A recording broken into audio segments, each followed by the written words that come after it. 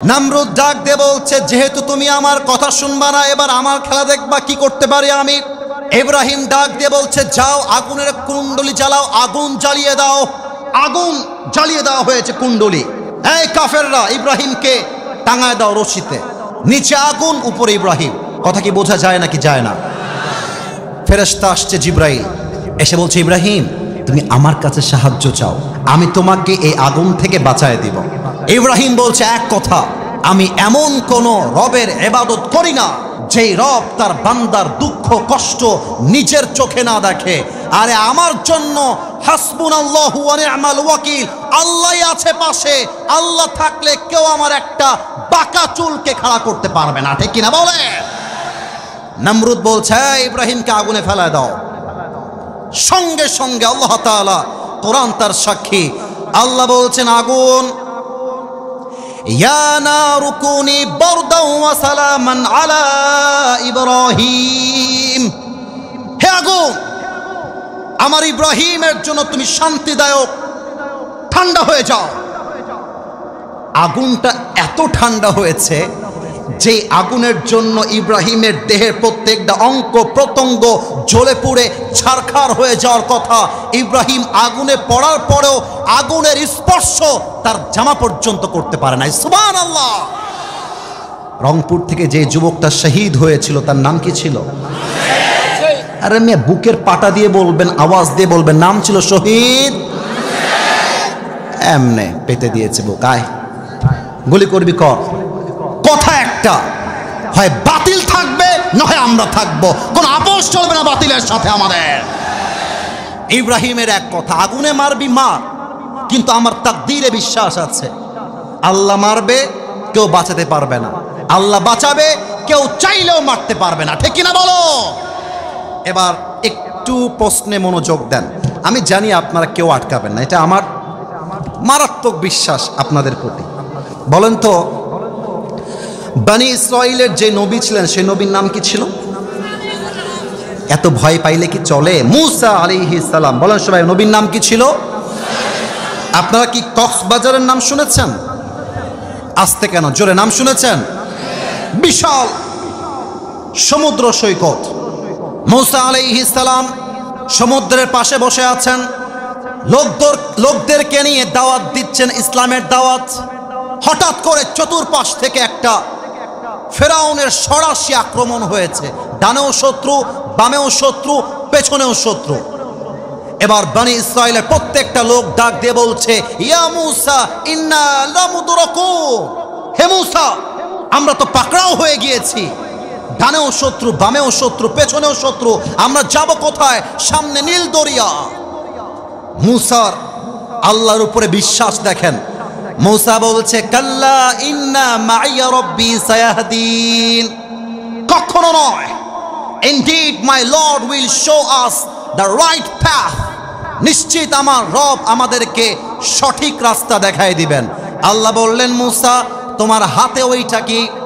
মুসা বলছে, আমার লাঠি। আল্লাহ বলছে, লাঠি দিয়ে একটা আঘাত করো। ফাওহাইনা ইলা মুসা আন ইদ্রিব বিআসাকাল বাহর, একটা আঘাত করেছে পানির উপরে, রাস্তা দরকার একটা, সাথে সাথে আল্লাহ তাআলা মুসার জন্য 12টা রাস্তা সমুদ্রে খুলে দিয়েছে। সুবহানাল্লাহ পড়বেন না আপনারা? রাখে আল্লাহ, মারে কে? মারে আল্লাহ। এবার 3 নাম্বার প্রশ্ন, নবীর সবচাইতে কলিজার টুকরা মেয়ে কি নাম? আর একটা জোরে নাম। আচ্ছা দেখা যাক এবার উত্তর কি আসে। ফাতেমার স্বামীর নাম কি? জোরে বলতে হবে, নাম কি? নিজের কথা স্মরণ হয়ে গেছে।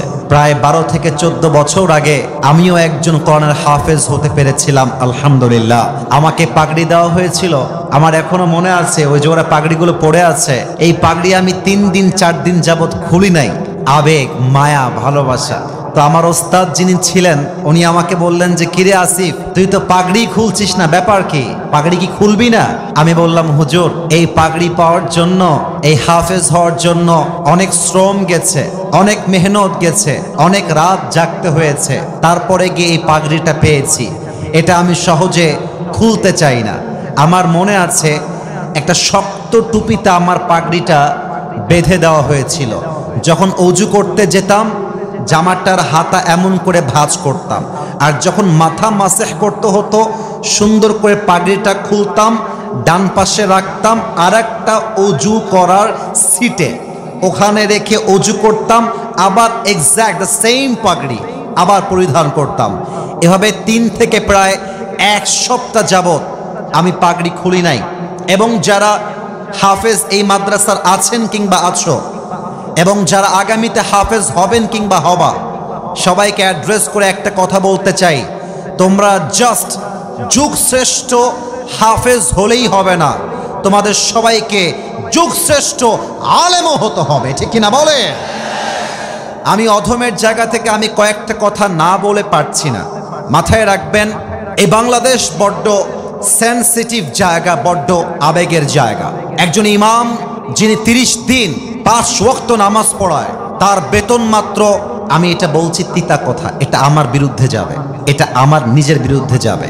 এক ইমাম যিনি 30 দিন পাগলের মতো খাটে, 5 ওয়াক্ত নামাজ জামাতের সঙ্গে পড়ায়, তাকে মাস শেষে 5,000 টাকা বেতন দিবে, তাও কিছু লোকের গায়ে চুলকানি শুরু হয়ে যায়। আমরা কোথাও গেলে, আমরা কোথাও গেলে 1 লাখ, 1.5 লাখ, 50,000, 70,000, আপনি কি নিবেন হুজুর বলেন, যা নিবেন তাই দিতে আমরা রাজি।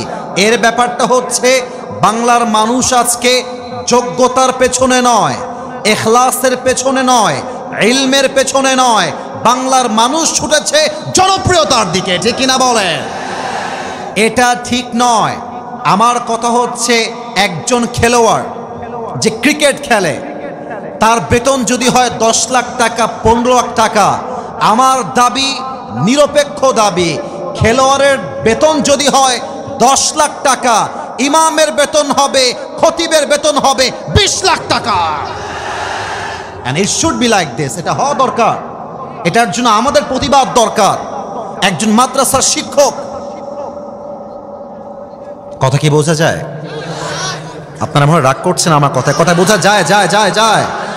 একজন মাদ্রাসার শিক্ষক, এই লালমনিরহাটের ভাইয়েরা, বেতন মাত্র 8,000, 10,000, 12,000, সর্বোচ্চ 15,000 টাকা। আচ্ছা বলেন, এই যে বর্তমান 2025 সালে আমরা আছি, এই সময়ে এসে একটা মানুষের জীবন কি 10,000 টাকা দিয়ে চলে? এত আস্তে কেন চলে? চলে না। কিন্তু আমরা বেতন কম দেই কেন? এটা আমাদের সমাজটা গড়ে উঠেছে এমন করে। কিন্তু এই সমাজ পরিবর্তন করতে হবে, এবং আলেমদেরকে হাতে পায়ে ধরে বলবো, আপনি ফকিন্নি হলে চলবে না, আপনি গরিব হলে চলবে না, আপনাকে বড়লোক হতে হবে, তবেই আপনি মসজিদের মিম্বরে দাঁড়িয়ে হক কথা বলতে পারবেন, ঠিক কিনা বলেন? আমার জায়গা থেকে এটা আমি অবজার্ভ করেছি। আমি যখন মসজিদের খতিব ছিলাম, এটা আমি আজকে বলছি, এটা আবার অনেক বেশি বাংলাদেশে ভাইরাল হতে পারে। আমি কিন্তু কোনো ব্যাড ইন্টেনশন নিয়ে, বাজে নিয়তে বলছি না। আমি আগেই ক্ষমা চাচ্ছি, আমি কোনো অহংকার কিংবা আমার অ্যারোগেন্স থেকে বলছি না। আমি যখন প্রথমে মসজিদের দায়িত্ব পালন করতাম, জাস্ট অ্যাজ এ খতিব হিসেবে, আমার বেতন ছিল মাত্র 2.5 থেকে 3,000 টাকা। আমার এখনো মনে আছে, আমি যখন মসজিদের মেম্বারে কোনো হক কথা বলতাম, আমাকে জুমার নামাজের শেষে জবাবদিহিতা করতে হতো, আমি কেন এই কথা বললাম। কিন্তু যখন থেকে তারা বুঝতে পেরেছে যে আসিফ হুজুরের ইনকাম অনেক বেশি, তার কাছে টাকা আছে, তার জামা দেখলে বোঝা যায়, গাড়ি দেখলে বোঝা যায়, চালচলনে বোঝা যায়, আমি বললাম, এই মসজিদে আমি জুমার খুতবা দেব, আমি 1 পয়সাও নেব না, আমি আরও দেব। আমি তাই করতাম, 1 টাকাও নিতাম না, বরং আমি মাস শেষে কয়েক হাজার টাকা দিতাম। ফ্যান কিনতে হবে, টাকা দিতাম, যা লাগবে আমি নিজে সেখানে কন্ট্রিবিউট করতাম। বিধায় যেটা হয়েছে, আমি হক কথা বুকের পাটা নিয়ে বলেছি, কেউ বাধা দিবে, ওর পিঠের চামড়া একটাও থাকবে না। আলেমদের সামর্থ্যবান হওয়া দরকার, ব্যবসায়ী হওয়া দরকার, দোকান থাকা দরকার, পকেট ভর্তি, মানি ব্যাগ ভর্তি টাকা থাকা দরকার, ঠিক কিনা বলেন? আমার মানি ব্যাগে ফুল পকেট ভর্তি টাকা, তোর মতো সেক্রেটারি আমাকে এসে বলবে এই কথা বলা যাবে না, তমক কথা বলা যাবে না, তোর চাকরি গুল্লি মারি, আমি নিজেই মসজিদ বানাবো, আমি নিজেই খতিব হয়ে ওয়াজ করবো, ঠিক কিনা বলেন? That should be hour attitude. এটা আমাদের অ্যাটিটিউড হওয়া দরকার। আবার মাহফিলে যখন কথা বলি, এখন তো ওই জিনিসটা আহামরি নেই, আগে দেখেছি কথা বলতে গেলেই থাকলে আজকে আসো আসো খেলা হবে, ওর হাড্ডি গুড্ডি যুবক একটাও বাকি রাখবে না। আজকে আমরা হক কথাগুলোকে আওয়াজ দিয়ে বলতে চাই। আমরা সবাই চাই কি চাই না? আমার ডান হাতে কিতাবটার নাম কি? বাপ সাউন্ড কি রে বাবা, আরেকবার, কিতাবটার নাম কি? আমরা কি সংসদে কোরআন চাই? আসতে বললেন যে চাই। আমরা যখন বলি সংসদে কোরআন চাই, আগামীর সংসদ চাই ইসলামের সংসদ, কিছু নেতা আমাদেরকে কাউন্টার দিয়ে বলে যে বাংলাদেশের মাহফিলে রাজনীতি চলবে না, রাজনীতির কথা চলবে না। এই বেটা, আগামীর সংসদে কোরআন চলবে, তুমি যদি এটা রাজনীতি মনে করো তবে এটা রাজনীতি, বাট তোমার কথা অনুযায়ী চলবে তা তো হতে পারে না। এমন একটা ভাব মনে হয় যে রাজনীতি আউট অফ কোরআন, এমন একটা ভাব কথা শুনলে মনে হয় রাজনীতি আউট অফ ইসলাম। আজকে আমি লালমনিরহাটের মানুষকে জিজ্ঞেস করতে চাই একটা কথা, এই কোরআনটা কি ইনকমপ্লিট না কমপ্লিট? আওয়াজটা কমে গেল। ইনকমপ্লিট না কমপ্লিট? অসম্পূর্ণ না সম্পূর্ণ? ওয়ানাজ্জালনা আলাইকাল কিতাবা তিবয়ানাল লিকুল্লি শাইইন ওয়া হুদাও ওয়া রাহমাহ ওয়া বুশরা লিল মুসলিমিন। O my prophet, tell your উম্মাহ, I have sent this book to you which is explaining everything in this world and the next. হে রাসূল, আপনাকে এমন একটা কিতাব দিয়েছি, মানব জীবনে কিছু প্রয়োজন আর তা এই কোরআনে নেই, তা হতেই পারে না। যা দরকার তাই আমি এই কোরআনে স্পষ্ট উল্লেখ করে দিয়েছি। সুবহানাল্লাহ পড়বেন না আপনারা? আল্লাহ বলছেন আছে সবকিছু এই কোরআনে, আর তুমি বলছো মুসলমান হয়ে কিছু নাই কোরআনে, রাজনীতি নাই কোরআনে। আমি বলবো তুমি বেটা নামে মুসলমান হইতে পারছো, কাজে মুসলমান হতে পারো নাই। 2 নাম্বার প্রশ্ন, ইসলাম ইনকমপ্লিট না কমপ্লিট? কমপ্লিটটা এখান থেকে আওয়াজ আসছে, রাইট সাইডে আওয়াজ নাই, লেফট সাইডে আওয়াজ আসে নাই। লেটস রিপিট টুগেদার, সবাই মিলে আমরা বলবো ইসলাম কি ইনকমপ্লিট না কমপ্লিট? অসম্পূর্ণ না সম্পূর্ণ? দলিল হলো আল ইয়াউমা আকমালতু লাকুম দীনাকুম ওয়া আতমামতু আলাইকুম নি'মাতি ওয়া রাদিতু লাকুমুল ইসলাম দীনা। O my prophet, today I have perfected your religion for you. হে রাসূল, আজকে আমি ইসলামকে আপনার জন্য স্বয়ং সম্পূর্ণ করে আপনার হাতে গিফট দিলাম। সুবহানাল্লাহ পড়বেন না আপনারা সবাই? তো ইসলাম হলো পারফেক্ট রিলিজিয়ন, ইসলাম হলো সম্পূর্ণ ধর্ম, কমপ্লিট কোড অফ লাইফ, সম্পূর্ণ জীবন বিধান। এখন কেউ যদি বলে ইসলামে রাজনীতি নেই, তবে আমি বলতে বাধ্য হব তোমার ভেতরে আসলে ঈমানটাই নেই, কারণ ইসলাম তো সম্পূর্ণ। তুমি কেমন করে বলো যে রাজনীতি নেই? এবার একটা প্রশ্ন, এতক্ষণ তো আপনারা জবাব দিয়েছেন আওয়াজ করে, এবার হয়তো বা অনেকের আওয়াজ কমে যেতে পারে, কারণ এটা স্বার্থের বিরুদ্ধে যাবে। আমাদের নবী মদিনায় যখন শান্তির রাষ্ট্র কায়েম করেছিলেন, এই লালমনিরহাটের ভাইয়ারা, মদিনায় কি তখন কোনো সংসদ ছিল? ছিল না। বলেন সবাই, ছিল? গণভবন ছিল? কোন পার্লামেন্ট ছিল? আমার নবী পুরো মদিনাকে লিড দিয়েছেন মসজিদ থেকে, রাষ্ট্র গঠন করেছেন মসজিদ থেকে, নেতা নির্বাচন মসজিদ থেকে, রাজনীতি মসজিদ থেকেই তো হয়েছে। আমার নবী মসজিদে রাজনীতি করলো, কোনো সমস্যা হইল না, এটা আমাদের প্রমাণ হইল। আর আমরা যখন মেম্বারে দাঁড়িয়ে বলি আগামীর নেতা হবে ইসলামী নেতা, আগামীর নেতা হবে সুদমুক্ত নেতা, আগামীর নেতা হবে চাঁদামুক্ত নেতা, আগামীর নেতা হবে ঘুষমুক্ত নেতা, তোমার গায়ে জ্বালা উঠে কেন? এবার বলেন তো না, তাকবীর পরে, তাকবীর পরে। Let me explain this matter very clearly first. I have to talk about on this matter. আমি কথা না বললে এই জাতি আসল কথা বুঝতেই পারবে না। সুলাইমান আলাইহিস সালাম পুরো বিশ্ব লিড করেছে, এই কথা কি মিথ্যা না সত্য? এত আস্তে কেন বলেন? মিথ্যা না সত্য? যুলকারনাইন পুরো বিশ্বকে শাসন করেছে, মিথ্যা না সত্য? ও, তারা বিশ্ব চালিয়েছে রাজনীতি ছাড়া না রাজনীতি দিয়ে? এবার কথা আসতে বলেছেন আপনারা, রাজনীতি ছাড়া না রাজনীতি দিয়ে? তাহলে আমরা শেষ কথা বলবো একটা কথা, রাজনীতি চলবে কোরআন দিয়ে, রাজনীতি চলবে ইসলাম দিয়ে। কেউ যদি তার দল থেকে বলে রাজনীতি করবার জন্য আমরা কোরআনকে মানি না, আমরা ইসলামকে মানি না, আমরা বলবো কোরআন বাদ দিয়ে যেই রাজনীতি হবে ওইটার নাম রাজনীতি নয়, ওইটার নাম দুর্নীতি ছাড়া আর কিছুই হতে পারে না। হাত তুলে বলো ঠিক কিনা?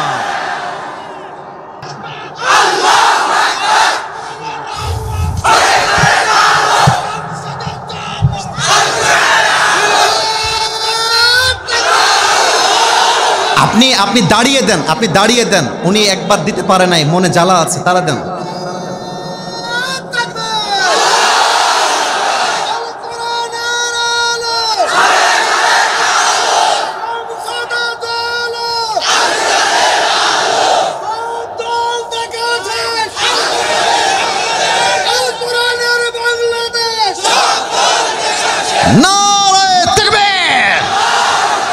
আরে আপনারা যে স্লোগান দিয়েছেন প্রমাণ হয়ে গেছে। আমার সামনে কোনো বিড়ালের বাচ্চা বসে নেই, সব সিংহের বাচ্চাগুলো আমার সামনে বসে আছে। আপনাদের বউ আছে কার কার? হাত তোলেন। আচ্ছা আচ্ছা, অনেকের বউ আছে, হাত নামান, হাত নামান। এবার কপাল পোড়া, হতভাগা, দুর্ভাগা, আনলাকি সিঙ্গেলরা হাত তোলো সবাই। ইন্নালিল্লাহ। এ তোমাদের কারো বউ নাই? এ আমি বিশ্বাস করি না। আল্লাহ সবাইকে দিনদার নেককার বউ দিয়ে দিক, পড়েন সবাই আমিন। আমার মাহফিল সেই দিন রংপুরে কোথাও ছিল, আমি বলেছিলাম বউ নাই যার তার জীবনে কিছু নাই। যুবক ভাইরা বলো, শীতকালে শীত দূর হবে কম্বল দিয়ে নয়, ল্যাব দিয়ে নয়, একমাত্র বউ দিয়ে যুবকদের শীত দূর হবে। আব্বা বোঝে না, আব্বা বোঝে না। আব্বা বলে তোকে তোর নিজ পায়ে দাঁড়িয়ে তারপরে বিয়ে করতে হবে। আমার আব্বা জান, নিজ পায়ে দাঁড়াইতে গিয়ে আপনার ছেলের যৌবন নষ্ট হচ্ছে, চরিত্র নষ্ট হচ্ছে, এর দায়ভার আপনাকে বহন করতে হবে।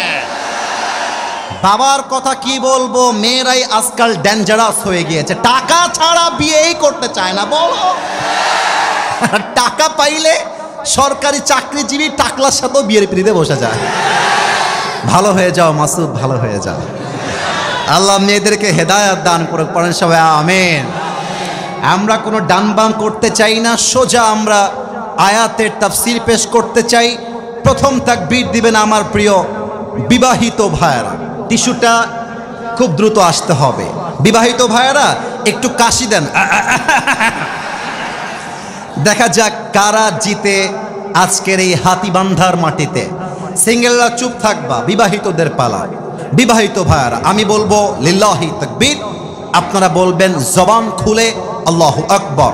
বিবাহিতদের পালা, লিল্লাহি তাকবীর। মোটামুটি চলে, খারাপ না। আপনারা আমার পক্ষ থেকে নাম্বার পেয়েছেন 65। এবার আমার সিঙ্গেলদের পালা। সিঙ্গেলরা কাশি মারো, দেখা যাক কারা জিতে। এখানে বাটপারি করার সুযোগ নেই। Cameraman, they are recording this video. আমি কোনো বাটপারি করার চান্স পাবো না। অতএব ইনসাফ ভিত্তিক তাকবীর হবে, যে পাস সে পাস, যে ফেইল সে ফেইল। সিঙ্গেলদের পালা, সিঙ্গেলরা তাকবীর দাও, লিল্লাহি তাকবীর। বিবাহিত ভাইরা আমাকে মাফ করে দিবেন, আই এম সো সরি। আজকে আমার যুবক ভাইয়েরা 90 নাম্বার পেয়ে পাস করেছে, ঠিক কি না? গায়ে অনেক জ্বালা, তো সেই জ্বালাটা তাকবীরে বের হয়ে আসছে, তাই না বলো? আমার কথা একটা, আগামীর সংগ্রাম হচ্ছে বিয়ের সংগ্রাম। আগামীর সংগ্রাম চরিত্র রক্ষার সংগ্রাম। আগামীর সংগ্রাম ব্রেকআপ করবার সংগ্রাম। আগামীর সংগ্রাম হচ্ছে হারামকে ছেড়ে হালাল ধরবার সংগ্রাম, ঠিক কি না? আল্লাহ কবুল করে, পড়েন সবাই আমিন। এবার কোনো ভাগাভাগি নেই, সবাই মিলে এমন জোরে তাকবীর দিবেন আমি স্টেজ ভেঙে নিচে পড়ে যাব। দেখা যাক, সবাই মিলে একটা কাশি দেই। আচ্ছা, রেডি আছেন সবাই? Are you relaxing? ওকে আছেন সবাই? আচ্ছা, দেখা যাক কার গায়ের জোর কত বেশি।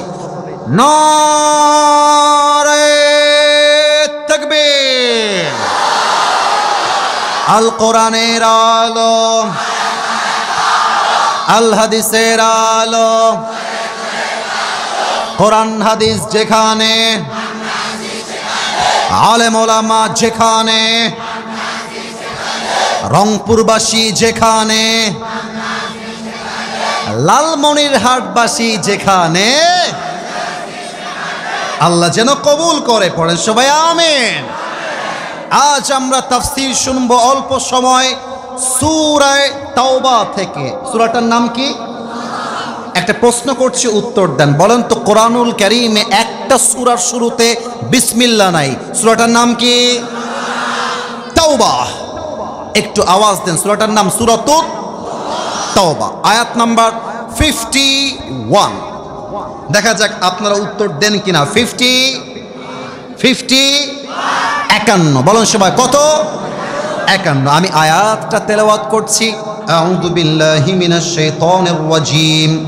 বিসমিল্লাহির রহমানির রহিম। قل لن يصيبنا إلا ما كتب الله لنا.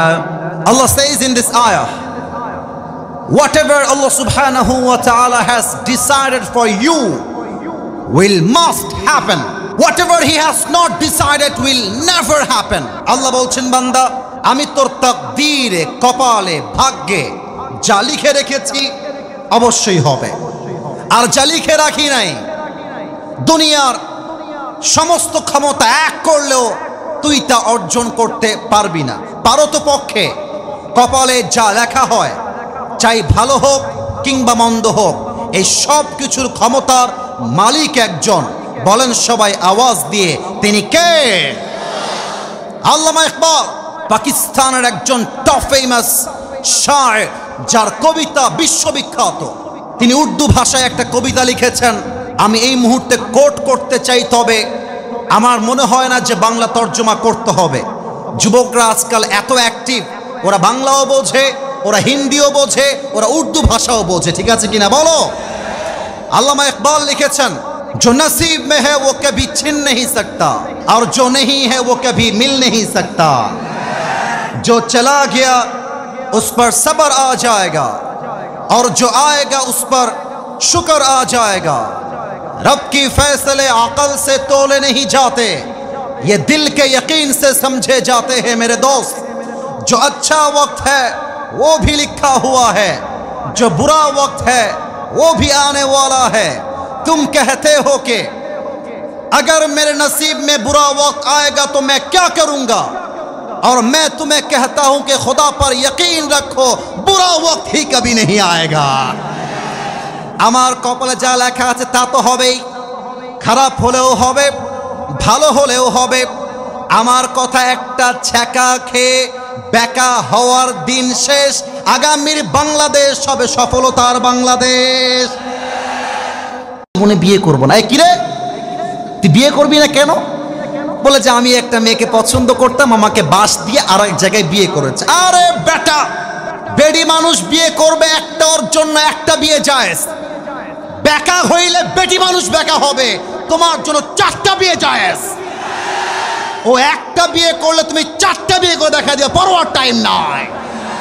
মাথায় রাখতে হবে, ভয় পাওয়ার কোনো কারণ নেই।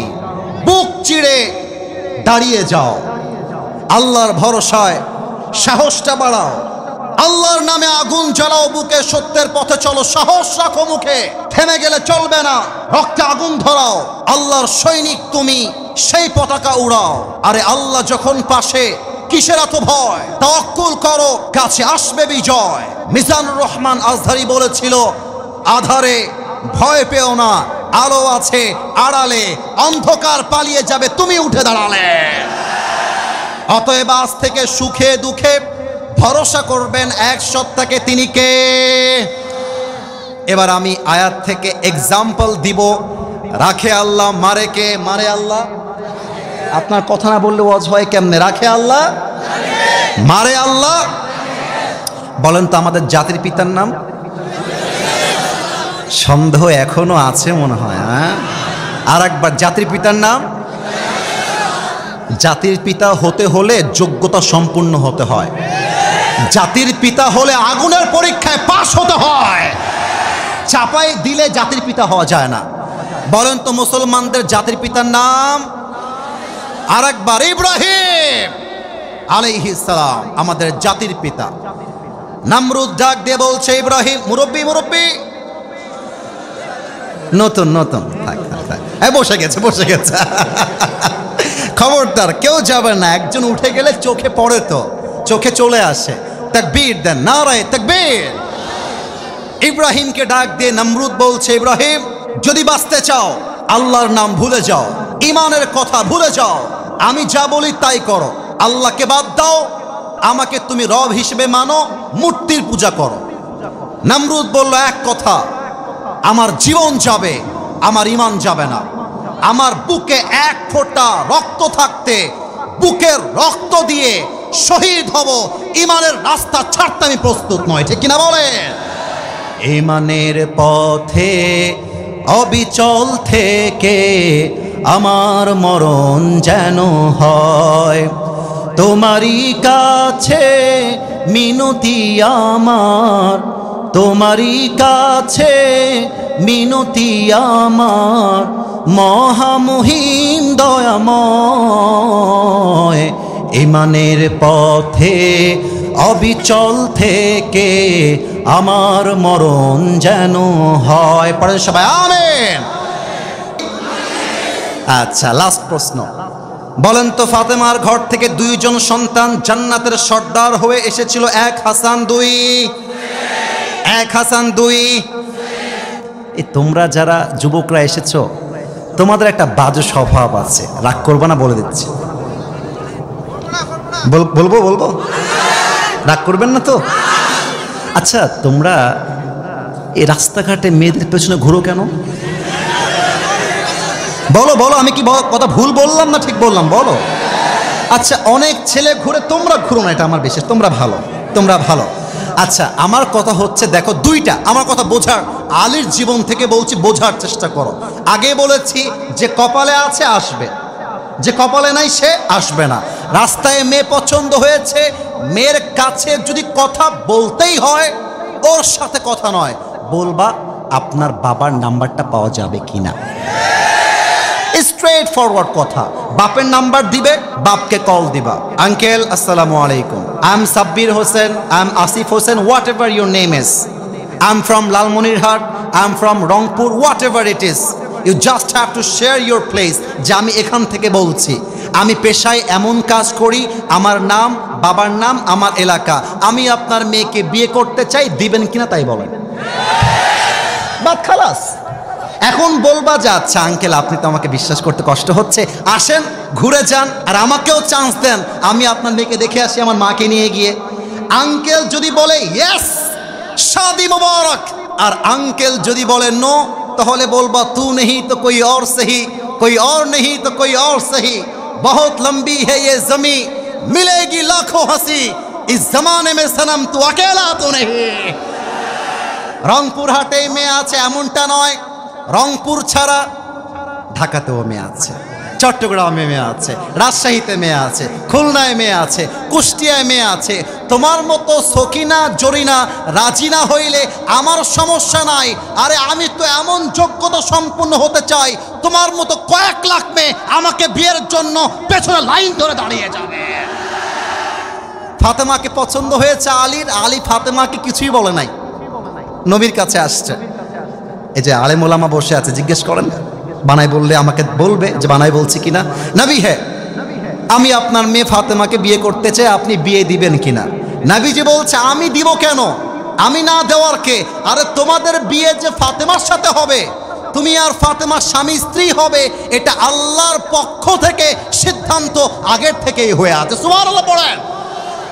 এবার দেখেন আলী কতটা বীর বাহাদুর ছিলেন, তার তাওয়াক্কুল, তার তাকদীরে বিশ্বাস কতটা হাই ছিল। আচ্ছা, আমার উপরে এটা হচ্ছে সামিয়ানা, এটার নাম কি? এই যে আওয়াজ কমে গেছে, এটার নাম কি? সামিয়ানা। আমি কিন্তু সামিয়ানার চাইতে অনেক হাইটে ছোট, আমি উঠলে সর্বোচ্চ এই বরাবর যাব, সামিয়ানা উপরে থাকবে।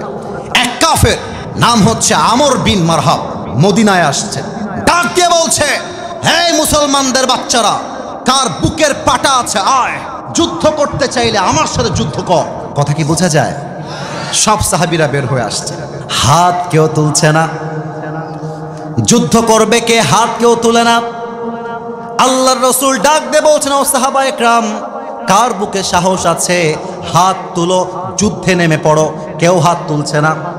আলীর বয়স কম, আলী পেছন থেকে হাত তুলেছে, ডাক দিয়ে বলছে, ইয়া রাসূলুল্লাহ, আমাকে একটা চান্স দেন, একটা কোপ মারবো, ওই কাফেরের কল্লা 40 হাত দূরে গিয়ে পড়বে। আল্লাহু আকবার। আচ্ছা, নবীজি বলছে, এই আলী বসো, ইন্নাকা লা তাযালু হাদিথা সিন্নি, you are very young in age, তোমার বয়স তো কম, বসে পড়ো, তোমার দ্বারা সম্ভব না।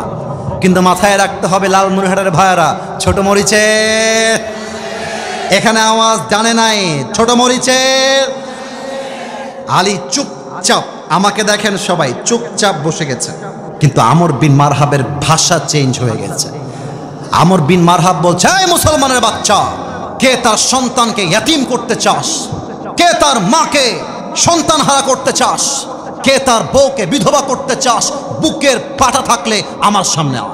কেউ দাঁড়াচ্ছে না। ওমরের মতো সাহাবী চুপচাপ বসে আছে, আবু বকর বসে আছে। আলী রাদিয়াল্লাহু তাআলা আনহু হাত তুলে বলছে, ইয়া রাসূলুল্লাহ, একটা চান্স দেন না, একটা চান্স।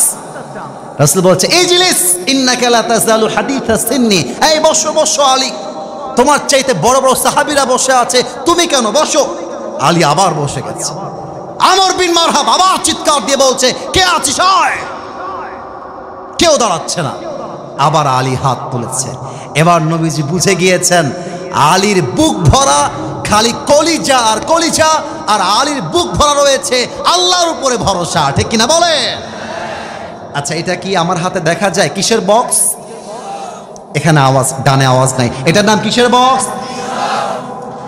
একটা বিশাল লম্বা তরবারি, নাম হচ্ছে জুলফিকার। ডাক দিয়ে বলছে, আলী এই নাও যুদ্ধের তরবারি জুলফিকার, আমি তোমাকে তোমার হাতে তুলে দিলাম, যাও যুদ্ধে নেমে পড়ো। তবে আলী মাথায় রেখো, ইযহাব ফাইন্নাল্লাহা মাআকা, যুদ্ধে যাচ্ছ তবে মাথায় রেখো তোমার সঙ্গে আশা হয়ে, ভরসা হয়ে, সঙ্গী হয়ে, বন্ধু হয়ে আছে এক সত্তা, তিনি কে? এবার আলী এই ঘটনা যে শুনবে তার ভেতরে জিহাদের কামনা তৈরি হবে। এই ঘটনা যে শুনবে তার মন চাইবে বুকের তাজা রক্ত দিয়ে শহীদ হয়ে যাওয়া। ঠিক কিনা বলে? আলী এবার জুলফিকার নিয়ে আমর বিন মারহাবের সামনে আসছে। এবার একটু পেছনে যাব, সাউন্ডটা কম হতে পারে, আগেই মাফ চাচ্ছি। আমাকে দেখেন, এটা যে আমার ওয়েস্ট কোট বা কোটি যাই বলেন না কেন, এটা কি লোহার না কাপড়ের? আপনারা বললেন, আপনারা বলেন না, এটা কি লোহা না কাপড়ের? আচ্ছা, আমি যে এটা পরে আছি, এই যে সাদাটা, এটা কি পাঞ্জাবি না জুব্বা? আচ্ছা, এবার উত্তর দেন, এটা কি কাপড়ের না লোহা? কাপড়ের। এবার হাদিসটা বোঝেন, মাইকের কাছে যাচ্ছি। এবার আমর বিন মারহাব যে পোশাকটা পরে আছে, মাথার থেকে শুরু করে পা পর্যন্ত পুরোটাই লোহার পোশাক। আঘাত করলেও আঘাতটা তার দেহ পর্যন্ত পৌঁছাবে না। কথা কি বোঝা যায়? আচ্ছা, আর আলী পরে আছে কাপড়ের পোশাক। এক নাম্বার পয়েন্ট।